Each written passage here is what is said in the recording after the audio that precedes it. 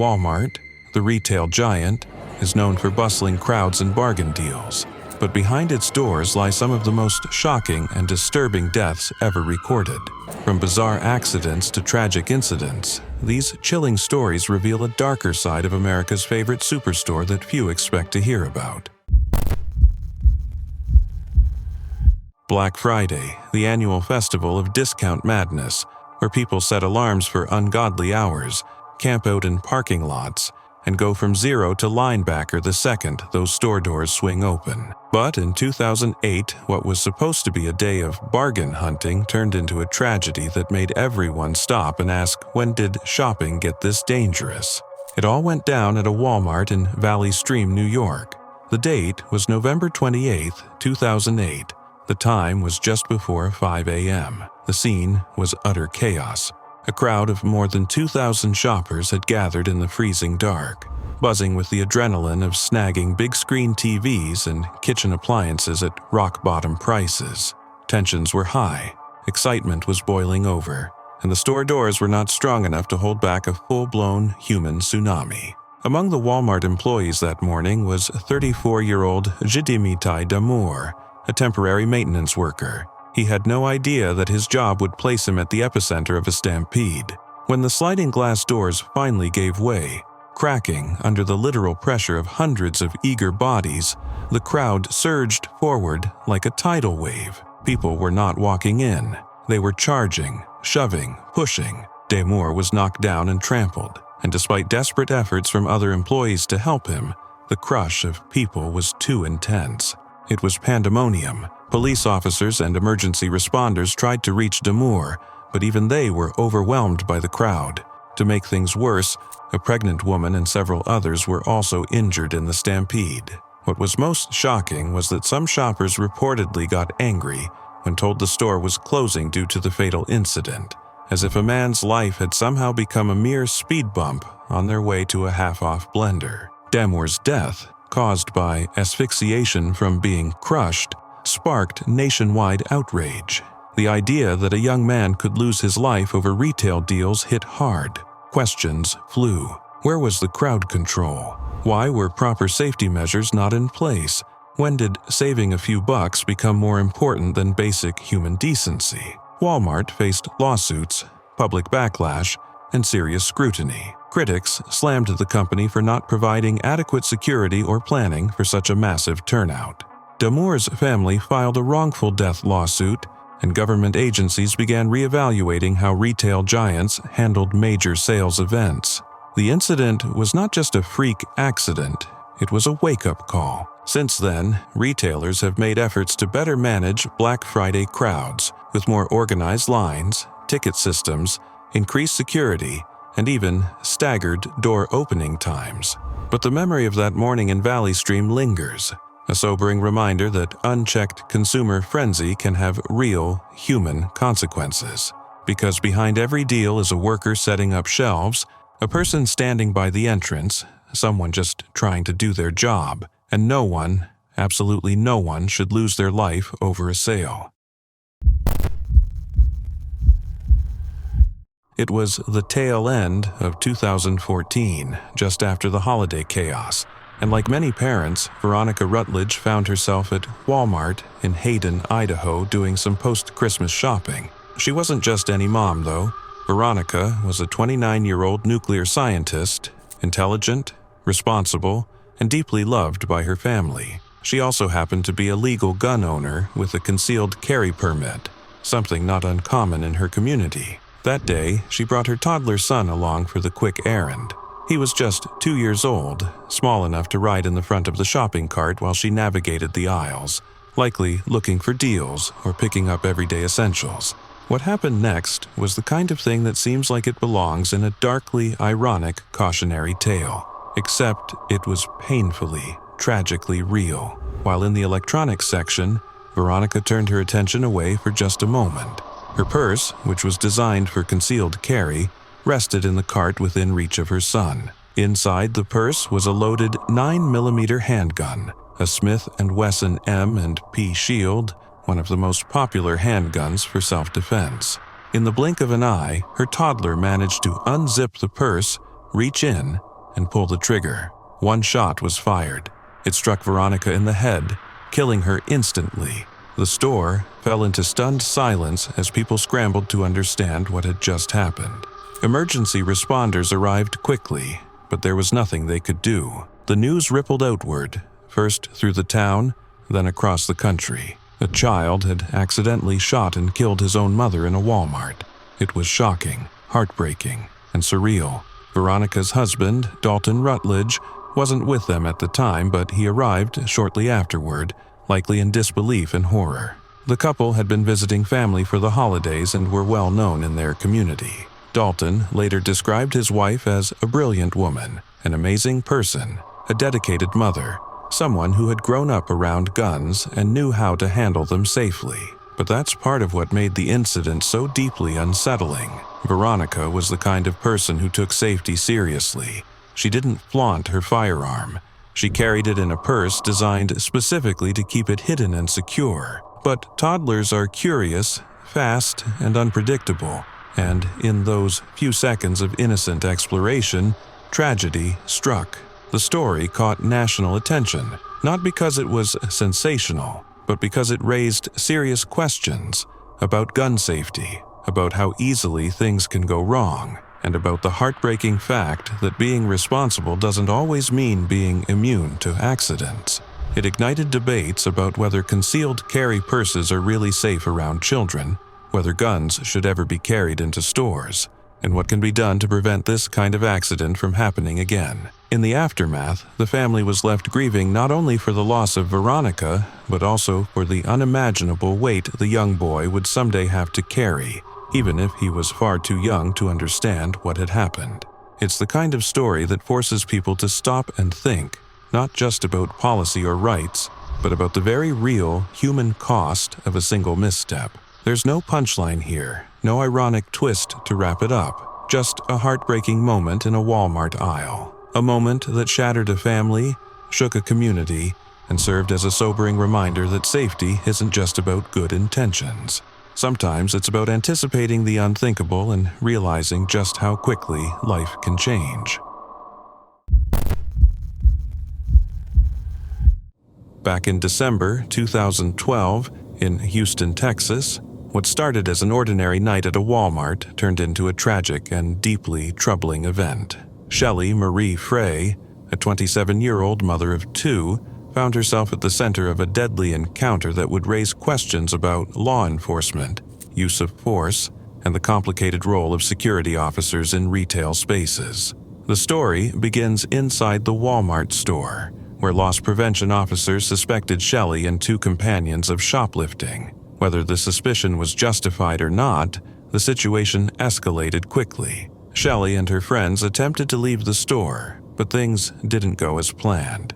An off-duty Harris County Sheriff's deputy named Lewis Campbell, who was working as a private security officer, was called to intervene. Campbell was not on official duty with the sheriff's office at the time, but his presence would soon change the course of the night. According to reports, as Shelley tried to escape, she struck Campbell with her purse and ran to a vehicle waiting nearby. Deputy Campbell pursued the vehicle, and as it began to drive away with him partially inside, he fired his gun, hitting Shelley in the neck. She was later found deceased at a nearby apartment complex, an outcome that shocked many and ignited a firestorm of debate. This wasn't just another shoplifting case gone wrong. It raised critical questions about when and how force should be used, especially deadly force, and who is authorized to make those life or death decisions. Shelley was a mother. Two children were reportedly in the vehicle at the time. Was it necessary for Campbell to shoot? That's what her family and many others wanted to know. In the aftermath, Shelley's family filed a wrongful death lawsuit against Walmart, Deputy Campbell, and the security company employing him. They argued that the use of deadly force was excessive and unjustified, especially given the presence of children and the nature of the alleged crime. On the flip side, Campbell and his supporters maintained that he acted in self-defense and within his rights as a security officer and a law enforcement professional, even though he was off-duty. The Harris County District Attorney's Office investigated the shooting, but ultimately decided not to press charges against Campbell. That decision left many feeling unsettled and added fuel to ongoing conversations about police accountability and the use of force. What makes this case even more complex is that it wasn't an isolated incident. Around the same time, there were other shootings involving off-duty officers and suspected shoplifters at Walmart stores in the Houston area. These repeated events sparked wider debates about Walmart's policies, the roles of off-duty officers in retail security, and the broader challenges around race, power, and policing in America. This tragedy forces us to think hard about the balance between protecting property and protecting human life, especially in communities where trust between citizens and law enforcement is fragile. It reminds us that behind every headline is a real person with a story, a family left grieving, questions left unanswered, and a society struggling to find justice. So, while this story started with a simple suspicion of shoplifting, it ended with a powerful and painful reminder of the serious consequences when authority, fear, and split-second decisions collide. Shelley Marie Frey's death remains a sobering example of the need for better policies, clearer boundaries, and greater accountability in situations that can so quickly spiral out of control. In June 2017, something tragic and deeply unsettling happened inside a Walmart in Sand Springs, Oklahoma. Catherine Caraway, a 29-year-old woman from Texas, walked into the store on a Friday evening around 6 p.m. What should have been a quick and ordinary trip turned into a heartbreaking story that wouldn't be uncovered for 3 whole days. Catherine went into the family restroom, a locked bathroom stall, and never came out. But here's the question. How does someone stay inside a public restroom stall for 3 days without anyone noticing? Well, employees assumed the bathroom was out of order because the door was locked and they'd placed an "out of order" sign on it. So no one thought to check inside, and tragically, Catherine was left alone, unseen and unreachable. It wasn't until Monday afternoon, 3 days later, that a maintenance worker unlocked the door and made the devastating discovery. The delay shocked the community and raised serious questions about safety and awareness in public spaces. How could someone in distress be invisible for so long? What does that say about the way we care for each other? The autopsy revealed that Catherine died from cardiac arrhythmia caused by difluorothane toxicity. Difluorothane? What's that?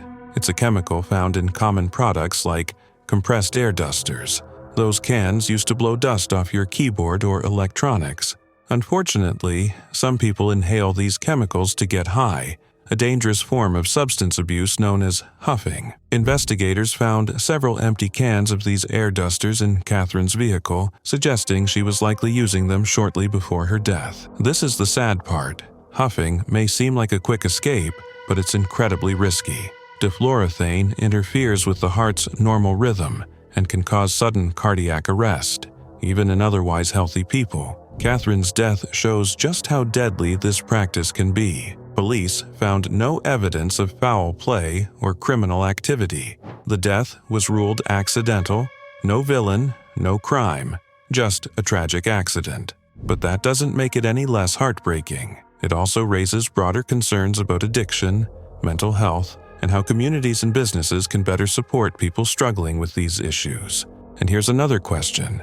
How can someone be inside a locked bathroom stall in a busy store for days without being noticed?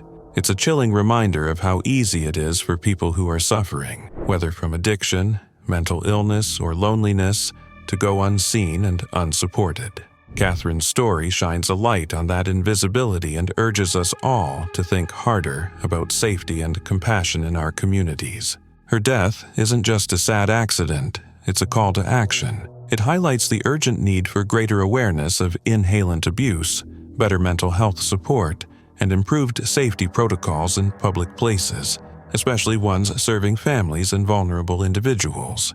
In the end, Catherine Caraway's story is heartbreaking. A young woman lost her life in a place that should have been safe. It reminds us how fragile life can be and how important it is to notice the people around us.